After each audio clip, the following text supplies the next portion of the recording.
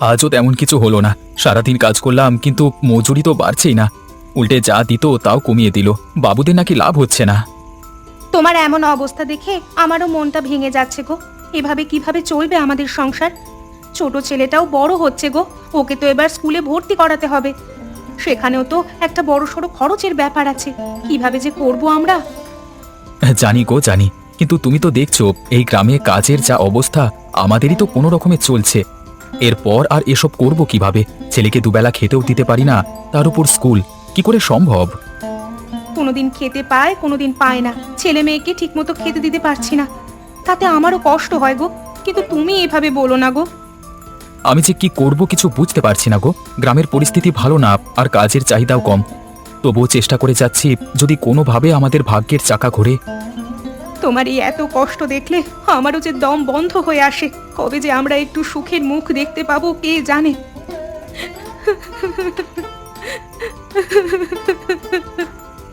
তুমি এভাবে কেঁদো না। সবার দিন সারা জীবন একরকম যায় না গো।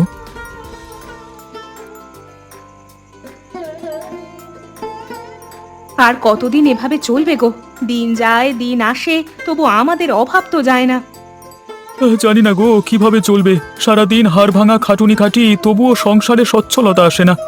আমার চেষ্টার তো কোনো ত্রুটি থাকে না। তুমি চেষ্টা তো করছো, তবুও কিছুই হয় না। কখনো একবেলা খাই, কখনো একবেলা উপোস।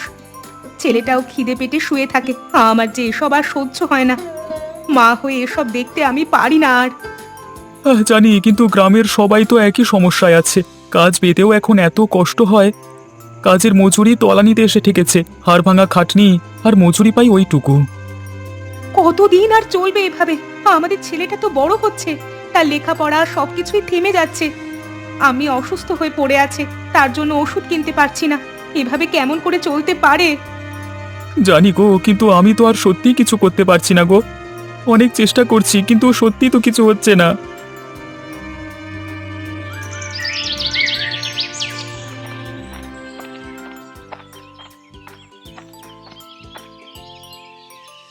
আরে কামাল, তুই? রফিক, অনেকদিন পর দেখা, কেমন আছিস? আছি একরকম, তোকে কি বলবো ভাই। এদিকে কাজ নেই, ঘরে খাওয়ার ব্যবস্থা নেই। তোর কি অবস্থা ওইদিকে? আমারও একই দশা রে। কাজের অভাব, টাকা পয়সা টানাটানি। ছেলে মেয়েকে খাওয়ানোর জন্য দিন রাত খেটে মরতে হয়, তাও অভাব মেটে না রে। হ্যাঁ, আমাদের গ্রামে কেউই ভালো নেই রে। তুই তো শুনেছিস নিশ্চয়ই, ইদানিং কাজ কমে গেছে। যাও বা কাজ আছে, সেগুলো এতই কম টাকা দেয় যে কি বলবো। হ্যাঁ রে, এই কষ্টের দিনগুলো আর কতদিন চলবে জানি না। মনে হয় আমরা কোনোদিন আর মুক্তি পাবো না রে। মুক্তি পাওয়া যায় না, মুক্তি খুঁজে নিতে হয় রে। চল, বরং চায়ের দোকানে বসে কিছুক্ষণ কথা বলা যাক। কতদিন পর তোকে দেখলাম। সত্যি, বহু মাস পর দেখা হলো তোর সাথে। চ, বসে গিয়ে আর একটু চা খাই।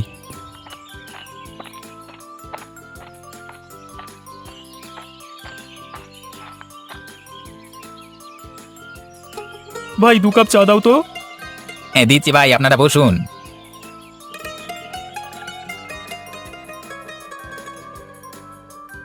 তুই কি ভাবছিস বলতো রফিক? অভাব তো আমাদের পিছুই ছাড়ছে না। জানি, কিন্তু আমাদের কি এভাবে বসে থাকলে চলবে? কিছু একটা তো করতে হবে। এভাবে তো আর সত্যি চলছে না। কি করব বল, কাজ তো নেই এমনিতেই, তার উপর আবার কদিন ধরেই এত বৃষ্টি পড়ছে। কাজ তো আরই হবে না এভাবে। তোর ছোটবেলার কথা মনে আছে কামাল? আমরা মাঝরাতে বৃষ্টিতে মাছ ধরতে যেতাম।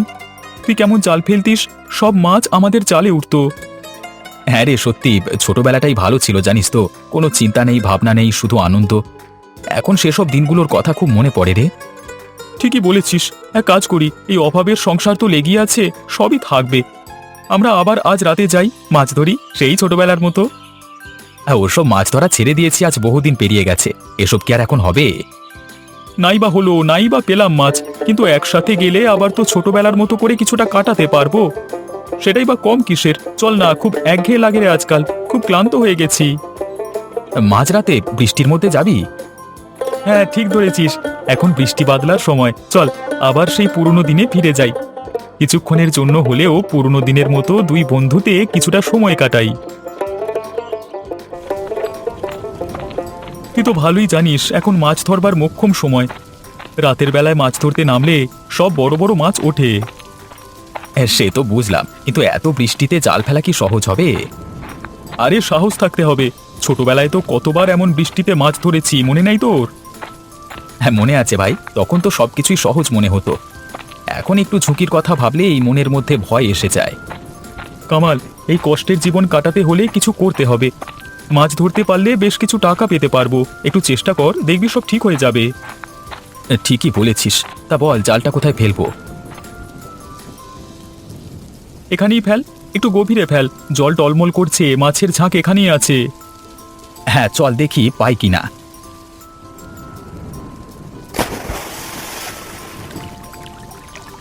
টান টান, বড় মাছ ফেসেছে মনে হচ্ছে। আরে হ্যাঁ, মনে হচ্ছে বেশ ভালো মাছ ধরতে পেরেছি। আরে টান টান, দেখি কি উঠেছে। আরে আরে দেখ, ইলিশ উঠেছে আজকে। হ্যাঁ ভাই, এত ইলিশ উঠবে ভাবতেও পারিনি, এত ইলিশ আমি কখনো দেখিনি রে। তোকে বলেছিলাম না, মাছ ধরা আমরা ভুলিনি, আরেকবার জালটা ফেলবি নাকি? তুই কি বলিস, ফেলেই দেখি। হ্যাঁ ফেল ফেল ফেল দেখি আরেকবার।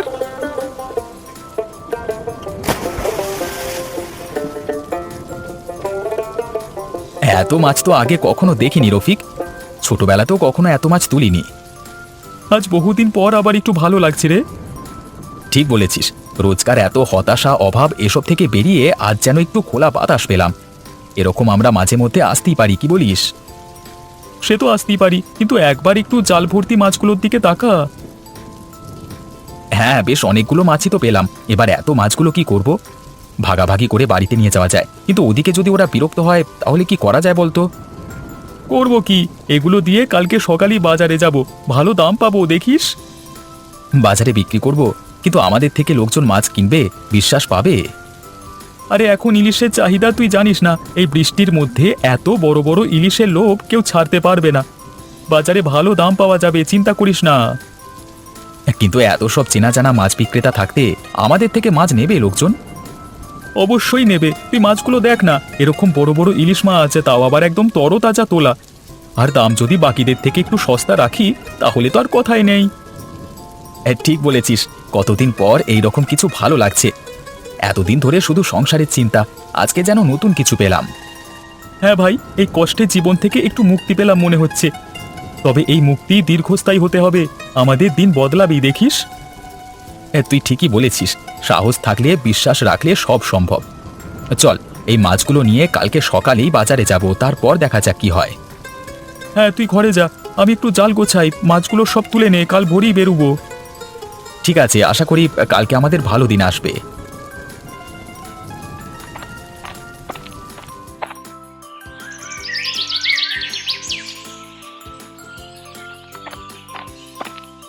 আজকে মনে হচ্ছে সত্যিই ভাগ্য খুলবে রফিক, এত মাছ বয়ে নিয়ে যাচ্ছি, পিঠে ব্যথা হয়ে যাচ্ছে। হ্যাঁ আজকে কষ্ট হলেও দেখবি সেই কষ্টের মোটা খেসারও তো পাবি আজকে, মিলিয়ে নিস। দেখিস বাজারে গিয়ে আমাদের মাছ বিক্রি দেখলে তুই অবাক হয়ে যাবি। তুই কেমন করে এত আত্মবিশ্বাসী থাকতে পারিস রে সব সময়, এত বিশ্বাস পাস কোথায়? শোন ভাই, দিন সবার একরকম যায় না রে, দিন বদলায়, সময় বদলায়। আর ইলিশ তো ইলিশই, বৃষ্টিতে উঠে আসা সবচেয়ে সেরা মাছ। তুই দেখবি কত লোক আসবে কিনতে, আমাদের মাছ সব থেকে ভালো বিক্রি হবে। আশা করছি আজকের পর আমাদের সংসারের চিন্তা একটু কমবে। আর যদি লাভ হয় তাহলে তুই আর আমি ভাগাভাগি করে ফেলবো, মাঝে মাঝে আবার রাতের বেলা বেরোবো, ইলিশ ধরা চালিয়ে যেতে হবে। ঠিক আছে, তবে প্রথমে দেখি আজকে দিনটা কেমন কাটে, কেমন বিক্রি হয়। চল ওদিকে যাই, ওখানে বড় মাছের দোকানগুলো বসেছে। দামটা কিন্তু ঠিকঠাক নিতে হবে। একদম ঠিক, চল কথা বলি।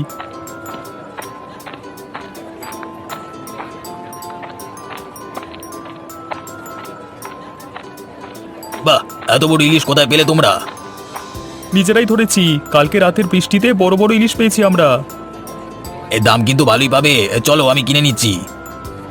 কত দেবে? না, এত ভালো মাছ এই দামে হবে না গো। এই রফিক, এত ভালো দাম দিচ্ছিল, তুই তবু না করলি কেন? সেই জন্যই না করেছি, ওরা যদি এত ভালো দাম দেয় তাহলে আমরা নিজেরাই যদি বসে বিক্রি করি তাহলে কত ভালো দাম পাবো ভাব। এদিকটা তো ভেবে দেখিনি, তাহলে কি করবি? আমরা নিজেরাই বিক্রি করব, চ একটা ভালো জায়গা দেখে বসে পড়।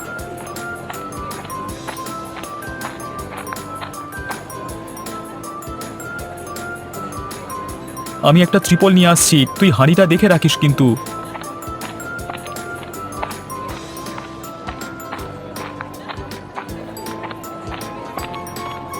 রফিক, মনে হচ্ছে আজকে ভালোই বিক্রি হবে। ইলিশ দেখে লোকজনের চোখগুলো কেমন চকচক করছে। দেখবি আমাদের এই মাছগুলো ছিনিয়ে নেবে সবাই, দামও ভালো পাবো।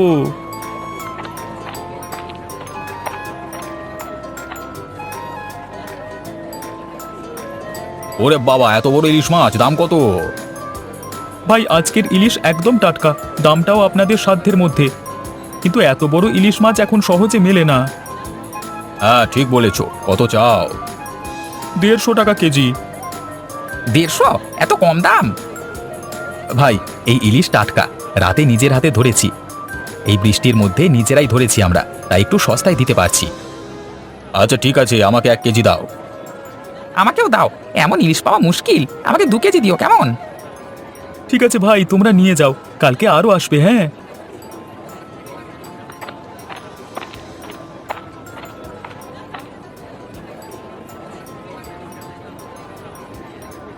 দেখলি যা বলেছিলাম তাই হলো, এত ইলিশ এত তাড়াতাড়ি বিক্রি হয়ে গেল। দেখ বলেছিলাম তো, এখন ইলিশের চাহিদা তুঙ্গে, আমাদের দুশ্চিন্তা আপাতত মিটলো।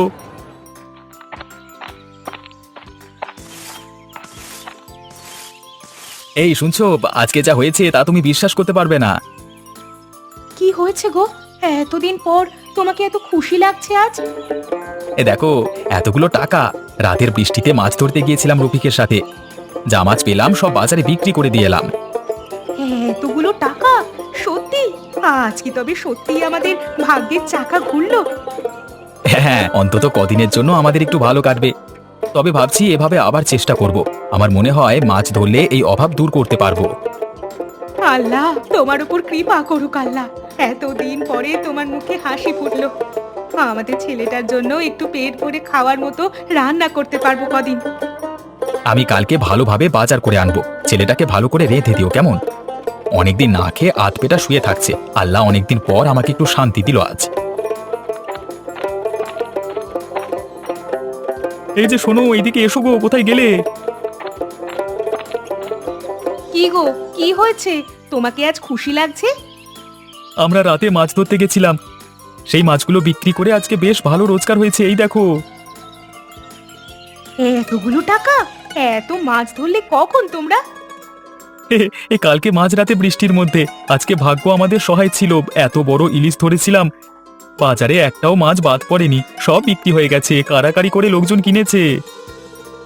আল্লাহ, আমাদের ভাগ্যে এমন দিনও ছিল। এবার থেকে সংসার একটু গুছিয়ে চলতে পারবো।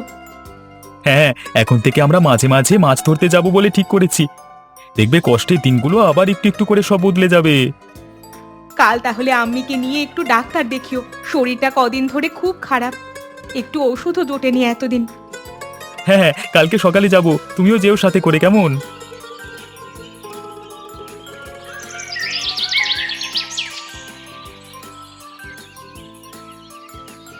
দেখেছিস ওদের, এক রাতে এত টাকা কি করে পেলো কে জানে। হ্যাঁ ঠিকই বলেছিস, শুনলাম নাকি মাছ ধরা শুরু করেছে দুজনে। তা এত বড় বড় মাছ পেলো কি করে কে জানে। একে বলে ভাগ্য, বুঝলে? আমাদের তো এতদিনও ভাগ্যের শিকা ছিল না, আর ওরা এক রাতে মাছ বিক্রি করে এত টাকা লাভ করে ফেললো। হ্যাঁ, এমন ভাগ্য যদি আমাদের হতো, আমরাও তাহলে একটু টাকা পয়সার মুখ দেখতে পারতাম। দেমাগ দেখছো দুজনে, এর অহংকার যেন পাপ হচ্ছে না।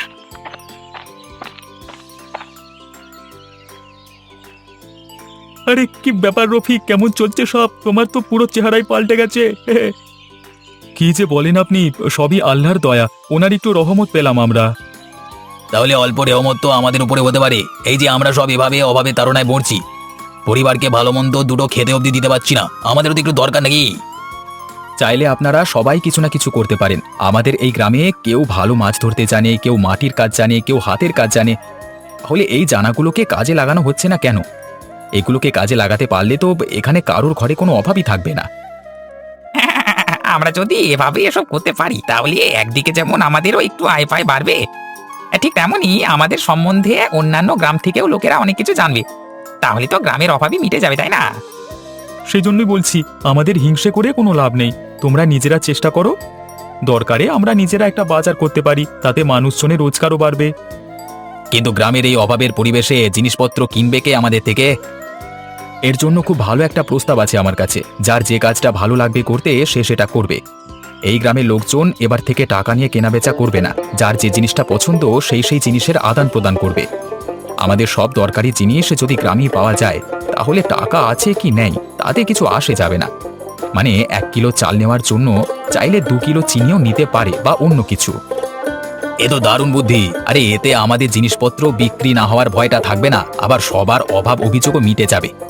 না কামাল, তুই তো কামাল করে দিলি ভাই। এমন বুদ্ধি এর আগে কেউ কখনো দেয়নি। দারুণ হবে ব্যাপারটা। চলো তাহলে আমরা আবার নতুন উদ্যমে কাজটা শুরু করি।